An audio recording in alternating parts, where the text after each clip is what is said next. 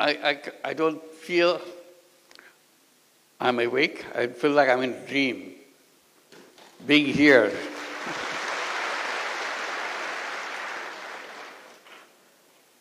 It's a stunning experience to come to such a prestigious, such an influential institution in the whole world.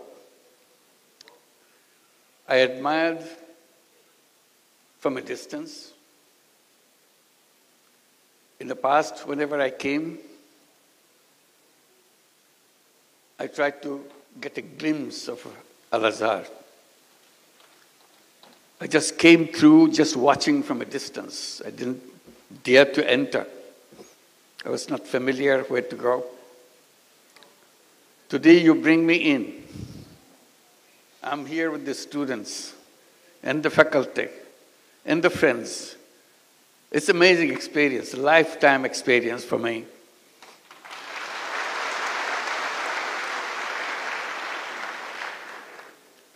I give my greetings to Grand Imam and all the leaders of the university. When you are mentioning all the numbers, these are stunning numbers. I come from the academic background. I know what it means, how staggering those numbers are, how overwhelming the undertaking is. This is a memorable event for me, to see you, meet you physically, and even get a chance to talk to you. It's a rare, rare opportunity. As someone coming from academic world, it's always exciting to be with the students.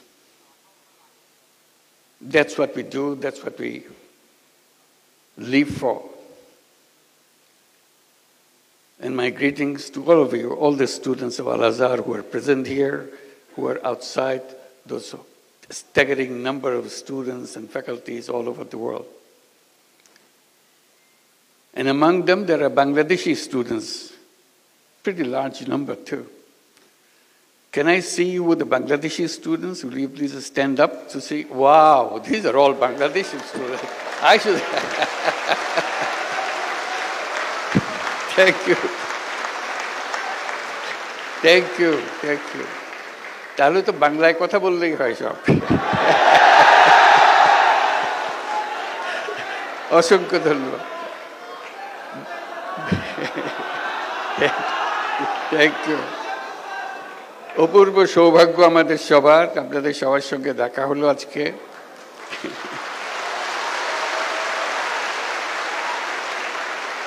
আমরা দেশের সবার পক্ষ থেকে আপনাদেরকে বিজয় দিবসের শুভেচ্ছা জানাচ্ছি।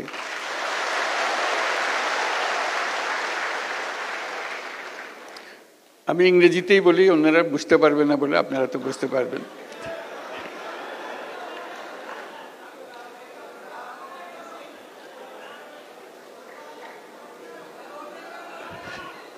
একটু পরে বাংলা বলবো, আগে ইংরেজিতে বলিনি কিছুক্ষণ।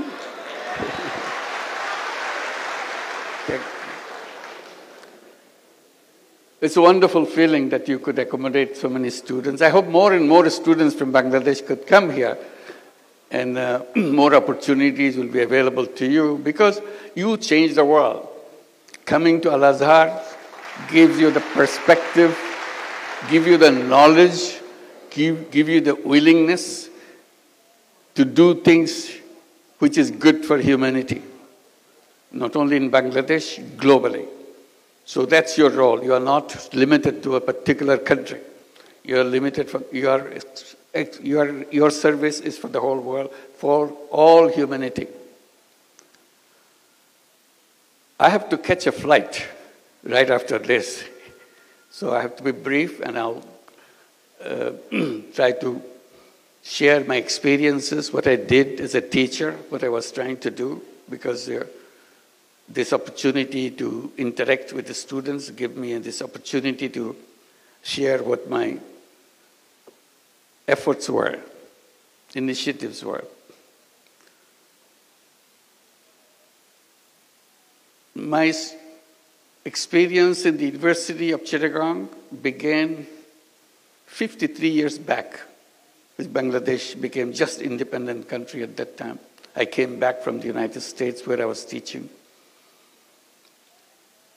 Bangladesh today and Bangladesh 53 years back are completely different.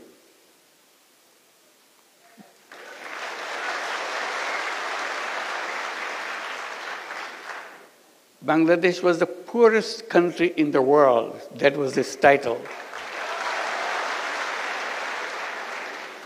This is not something make you feel encouraged that you are a citizen of the poorest country in the whole world. 86% of the population of Bangladesh were under the poverty line. And you see poverty everywhere. And that war of liberation made it worse, because all the roads were broken, all the bridges are torn apart because of the war of liberation. People's life became very, very difficult. And as I was teaching, trying to see what can be done to make sure the people who live around the campus are reached out to. Because I was campaigning within the faculty of the university saying, if university is the reservoir of all the knowledge of the world, it doesn't matter where it is located, whether it's in the poorest country or the richest country, university is supposed to be the reservoir of all knowledge. And that's what Chittagong University should be too, as a reservoir of all knowledge. My question to the faculty was, if it is the reservoir of knowledge, should it be just limited to the walls of the university? Or should it be available to the people who live around the campus? That became a big debate.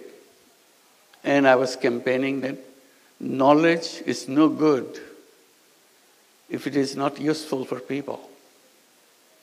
So if the university has knowledge, it must reach out and touch the lives of the people who were around it and beyond. And that's what this whole meaning of having an university. So we're trying to see, I was trying to see, not many people paid attention to it. What can be done? And then terrible thing happens in Bangladesh. Terrible, terrible thing. Worst thing that happened to our life in the history of Bangladesh. In 1974, we were hit by a famine. And Bangladeshi students probably heard about it, but others may not. An enormous number of people were dying of hunger throughout the country. You literally see dead bodies on the street every day. They died not because they had some any disease.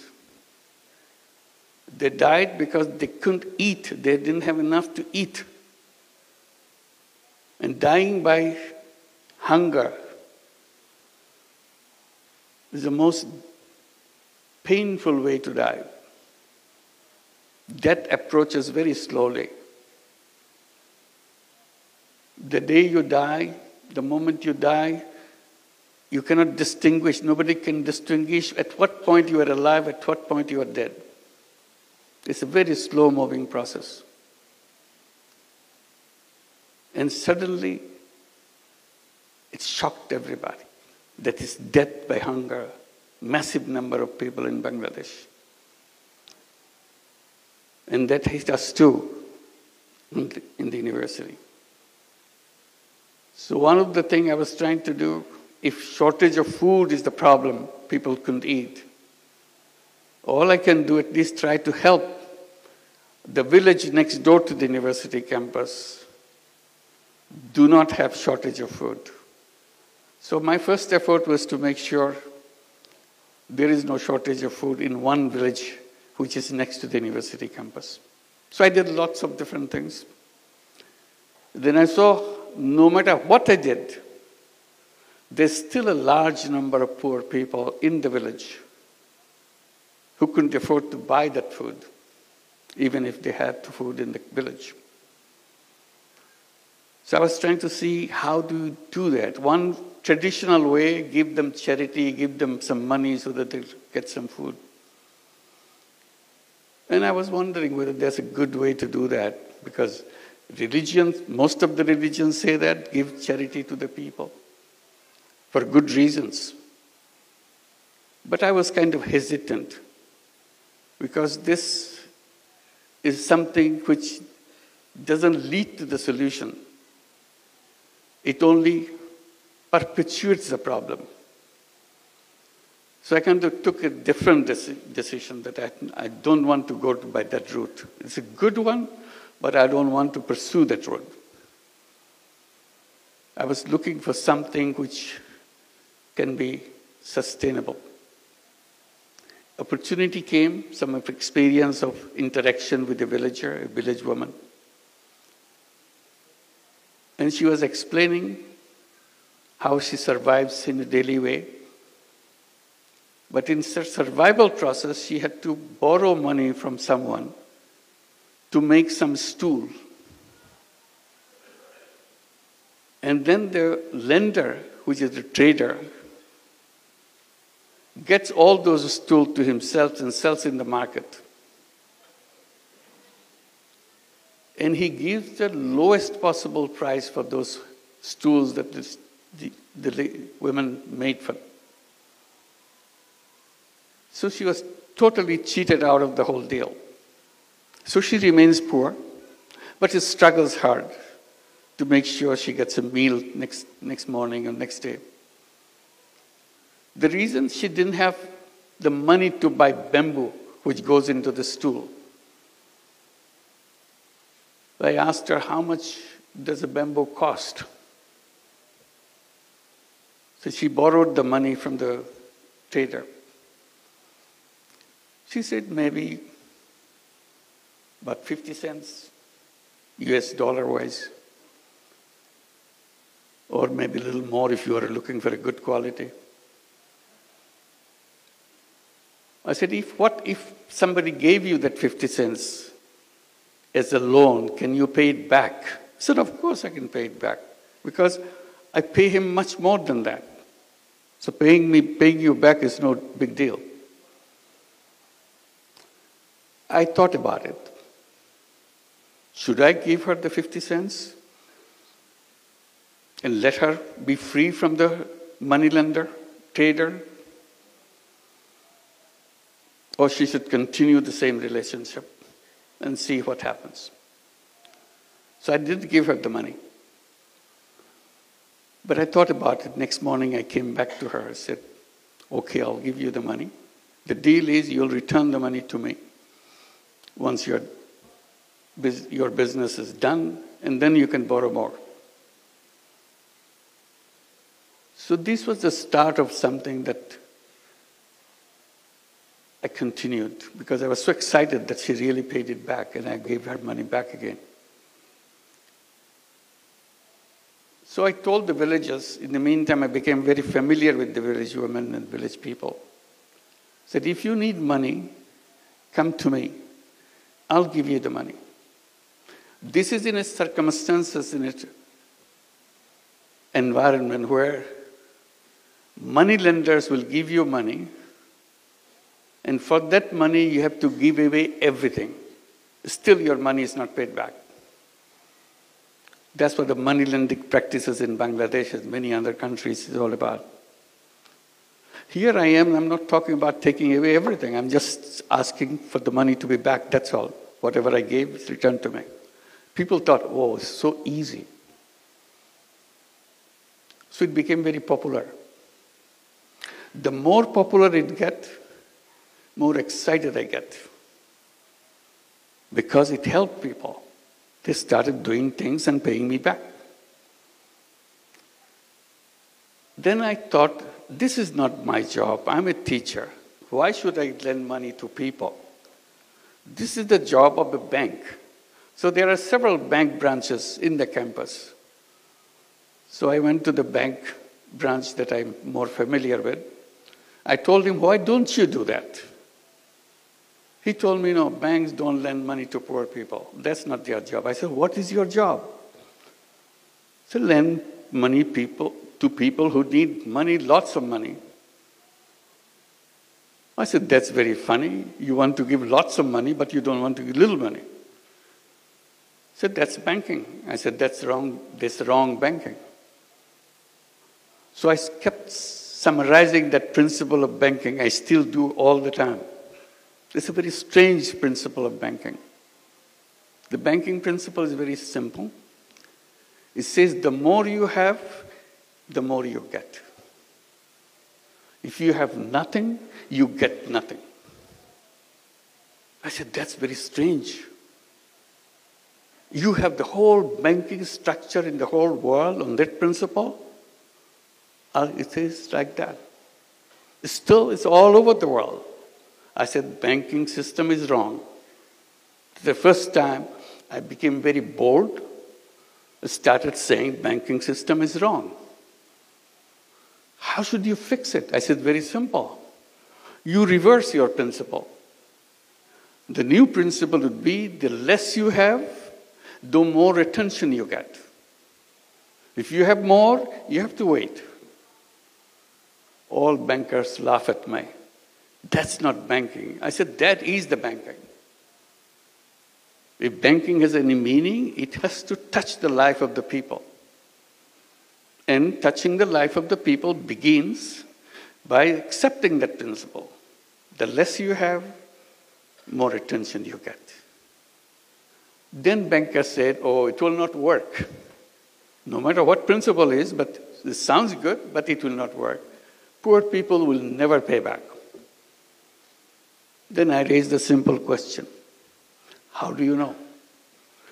Have you ever given any money to any poor people? No, we have not, because our system doesn't allow that. I said, then how could you come to that conclusion? Oh, everybody knows that. I said, I don't know that. So I want to practice. I want to find out. So I started doing that and find out everybody pays back. They said, well, it can stay for a while. They are trying to impress you so that they can get more money. The more money they will get, then they'll stop paying you back. I said, that's your assumption. I will not stop until I face that problem. I will continue. And I continued. As I continued, more and more people came. In the meantime, I started focusing on the poorest people. And the poorest of them are the women. So I said, why don't I start at the poorest level of survival? So naturally went to the women and started doing that with women. And it expanded. Then I said, why don't I create a bank, separate, different kind of bank than the conventional way that you see? The idea of having a bank came at that moment. And I started debating with the government officials, telling them, give us a permission to create a bank. Everybody laughed at it. How can you have a bank for the poor people? I said, like the way I do it. Oh, that's not banking. I said, what would you call it? Banking is about lending money and getting money back and running a sustainable organization. It's a business organization. Nobody believed that. Finally, after many years, I got the permission to create a bank. I called it Grameen Bank or Village Bank and continued to expand. And that became a story after that. So this is how an idea came to challenge an institution. The reason I'm telling this story in details, unless you challenge, nothing will happen.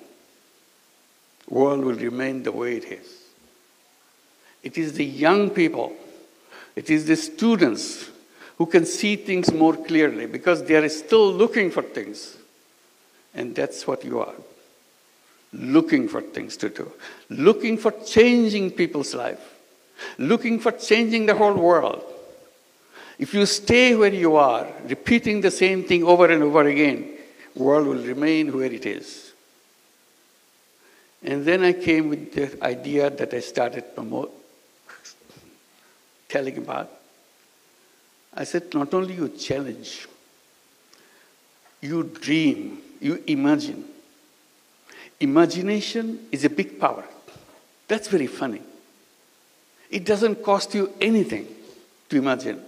You can imagine anything you want. Imagination doesn't have any limit. But it is the fundamental thing to lead you to change.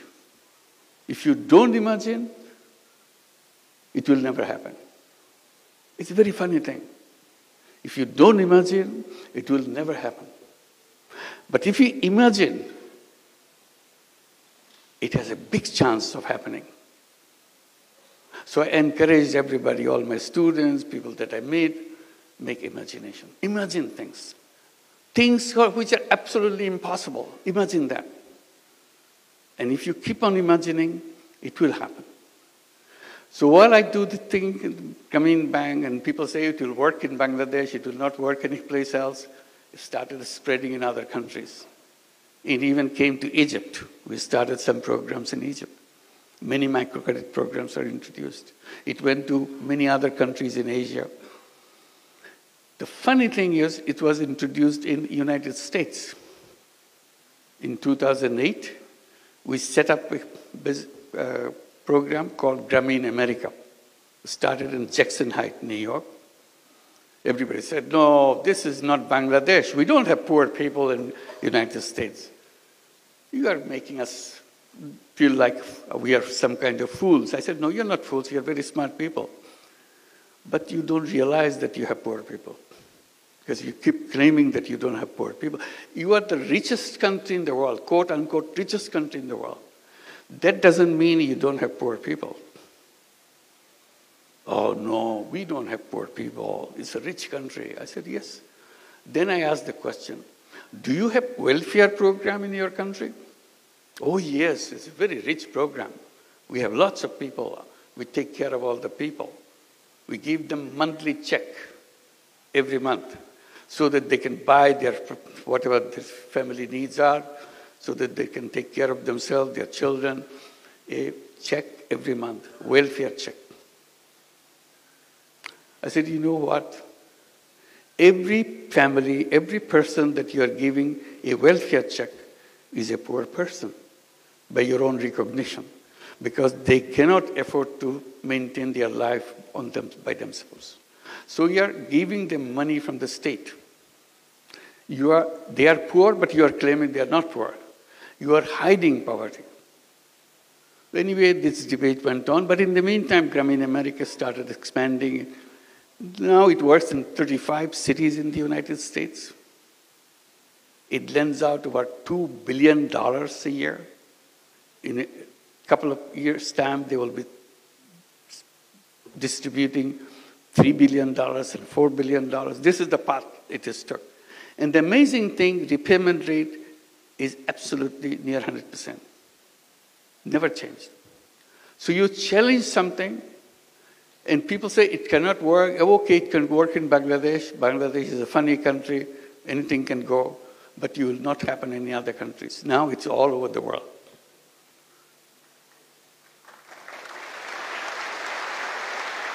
Why women? I explained.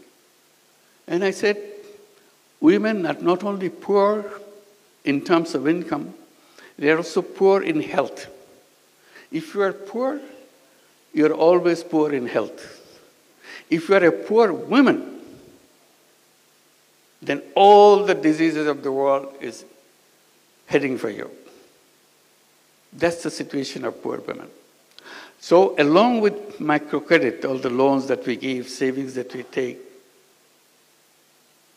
we started looking at the condition of healthcare of the poor women. So we built up a whole healthcare program. We have healthcare program in every village so that we can take care of all the women. We have over 10 million borrowers, meaning 10 million women in our system, in the Grameen Bank in Bangladesh. So there's lots of people needing healthcare. So we introduced our healthcare system, and it worked very well. And we created many other systems to help the poor people. And people say, why are you doing all these things? Why don't you leave it to the state to take care? I said, look, the state government can do whatever they can do, but every citizen has a right and obligation to do what he or she can do. So we are simply using our right to make sure we make life for other people better. That's what we are doing. But you're doing it in a bit, you are charging people fee, you're charging people money to run this. Why don't you do it as a charity? I said, I'm always trying to stay away from charity, but charity has one limitation. Charity is a wonderful word, wonderful idea, because that's the only place where poor people could survive, charity. I said, I am saying that it can be done in another way. Because charity, when it goes, helps people, it does help people. But money that goes, it never comes back. So you have only one-time use of your money. So you have to find fresh money to do the same thing again. I said, what I'm doing, I'm trying to create it as a business proposition. So money goes out and does the job, and money comes back. So you use the money again and again. It never stops. I said, this is more powerful. Charity money has one life, but if you do it in another way, where it's a business proposition, then it has an endless life. Then he said, then you must be making a lot of money. I said, no, I'm not making money. That's not what I do. I promised to myself that I'll never make any money for myself. That's it. Simple proposition. So I don't even make any money for myself.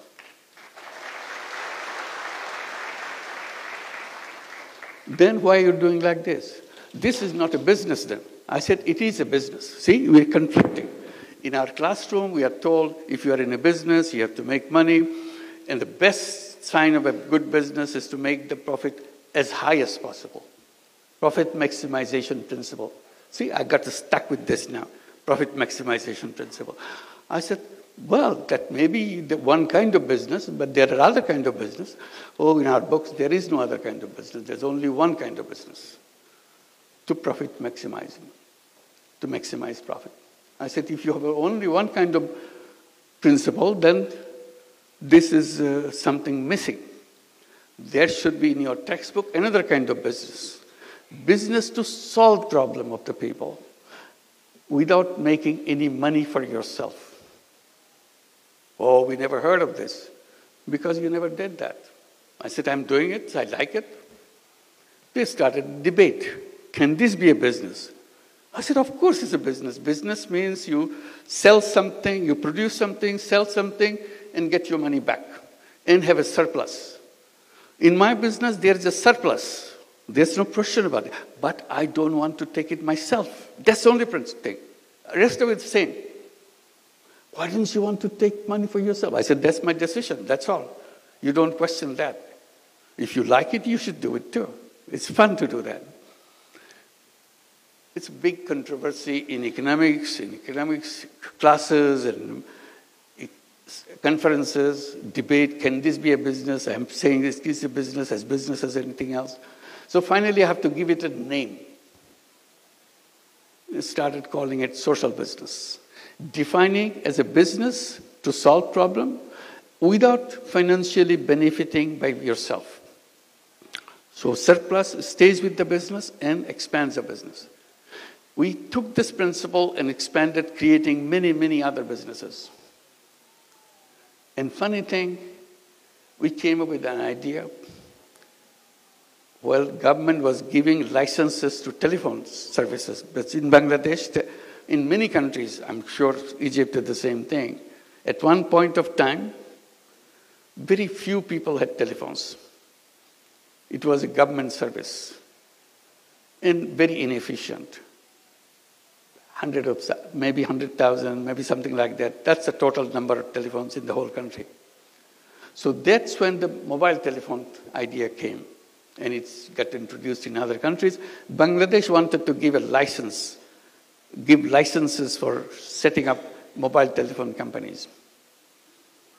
We looked at each other. What does it mean? And we had an idea. Why don't we apply? We had no idea what a mobile phone is for. But since government is asking for application, we sent an application. We want to have a mobile phone company.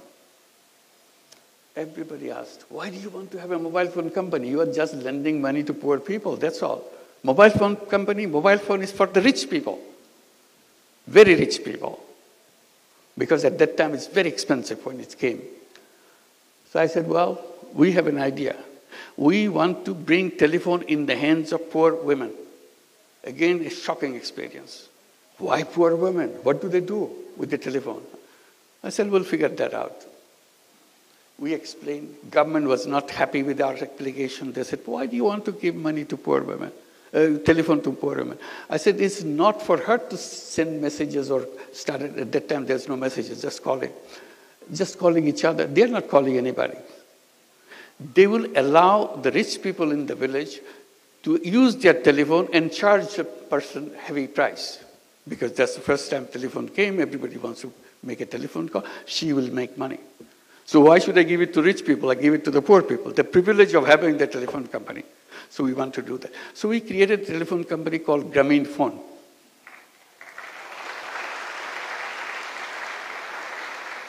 Government official asked, you said your women are illiterate. I said 100%. All our women are illiterate. They cannot read, they cannot write, they cannot even write their names. They don't even know what their names are. That's the beginning. Then why are you giving the telephones? Who cannot read, who cannot write? How are they going to push the buttons if somebody says, make a call for me to such and such place? I said, you underestimate poor people. If they find out pushing those numbers bring them money, they will learn it in 10 minutes. There are only 10 numbers in the whole world. So if those numbers bring money, they are smart people. The poor people are poor, but they are not dumb people. They are very smart people. That's how they survive. And literally they did that. They learned those numbers and became very successful telephone companies by themselves, just selling the telephone service in the villages. We call them telephone ladies of the village. Very soon we had 1 million telephone ladies selling services all over Bangladesh. Grameen Phone became the largest telephone company in the country, still the largest company in the country. The reason I'm telling this story is, you have to just twist a little bit. World changes completely. All I did, give few cents lending to poor people. It changed the whole world. Because I stood by it, explained it, repeatedly showed that it is possible, it can be done. And then I bring the mobile phone in the hands of the poor people. Everybody said, this company will never work. That became the largest company. They never had an idea that women and the poor women can be involved in telephones. It dramatizes the whole family. She became the most powerful person in the whole village because she has a telephone. You may be a rich person, but you don't have a telephone. Because our company gave only telephone to the poor women, nothing else, in the beginning. Now we give it to everybody. So she became very, very respected person, very important person in the village. One lady was explaining to me in those days, saying that, I said, how do you know you're an important person? She said, I know I'm an important person in the village because no wedding ceremony can take place in 7 villages around me without me getting invited. That's the importance. So it's powerful. It gave them power. It brought technology. Their children changed. We pushed these children to go to school. We gave them scholarships. From illiterate families, they went to universities. They got their PhDs. Many of them became doctors, engineers. I said, there's nothing wrong with the children of poor families. Simply, they didn't have enough finance to go through the school system. After they go to the school system, they're as good, even better.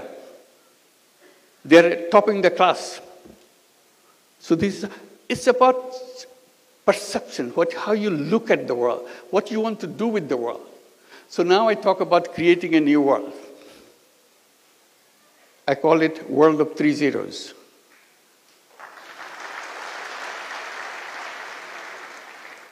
People get a little bit curious. What is zero? Is nothing. So what 3 zeros mean? It's very simple to remind ourselves.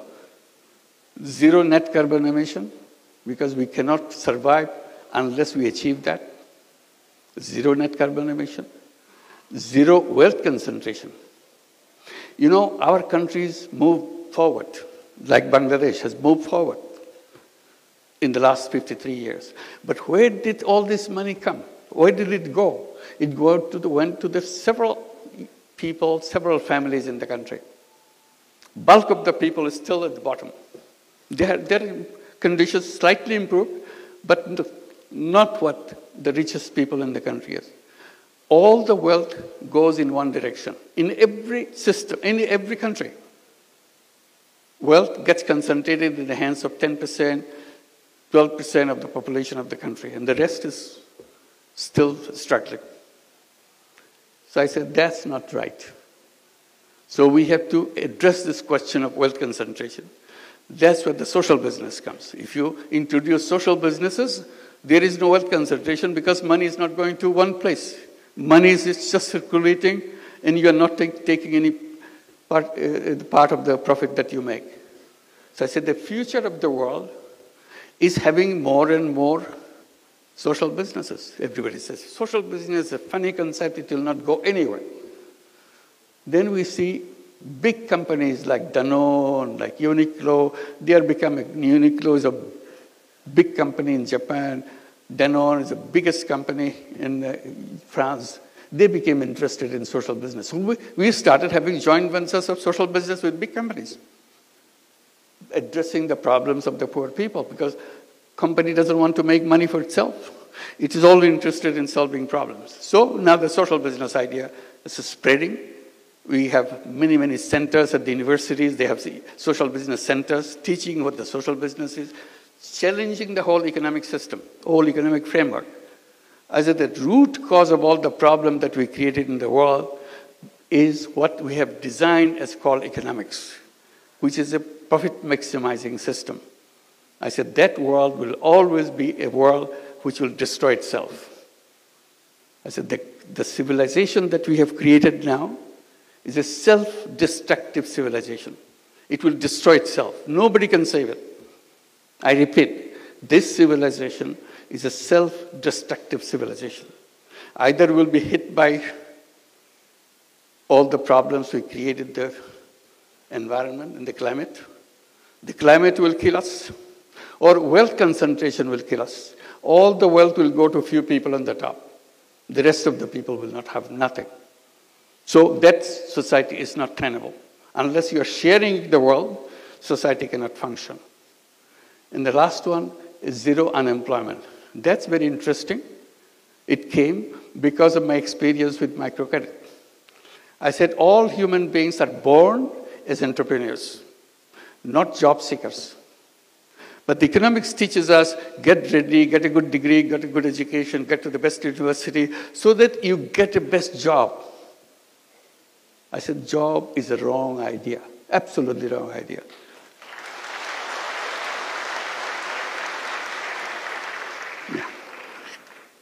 We have to leave. It's a couple of minutes. I said it's a wrong idea because human being is a creative being. Essence of human being is the creativity. That's why I said imagine. If you imagine, your creativity takes over. It makes it happen. You imagine that you want to go to the moon. When people were saying we want to go to the moon, everybody laughed at each other.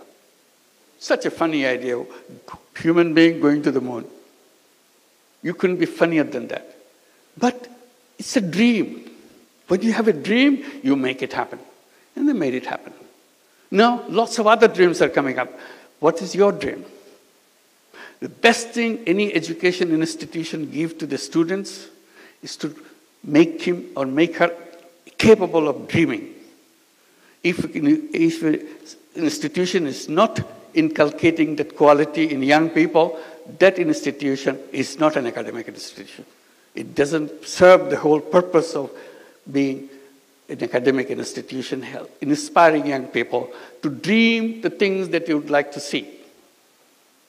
Once you dream, it will happen. So I talk about zero unemployment. I said all human beings are born as entrepreneurs. Job is the legacy of slavery. We don't want slavery. We don't want to be slaves. But the education system forces us to do that, because they say you need a degree, you need a piece of paper. Because if you produce a piece of paper, you get a job. I said, I want to create an education system where we don't need a piece of paper. We don't need a degree to show it to somebody. I use the knowledge to change the life of the other people, change the life of any people. That's what entrepreneurship is all about. And entrepreneurship is not about making money. Entrepreneurship is about changing the life of the people. So if you can create a society, create a world of 3 zeros, zero net carbon emission, zero wealth concentration, zero unemployment, we create a new civilization. That's the challenge. That's the task that we have. এই কথা বলার জন্যই আপনাদের কাছে আজকে আসলাম। আপনাদের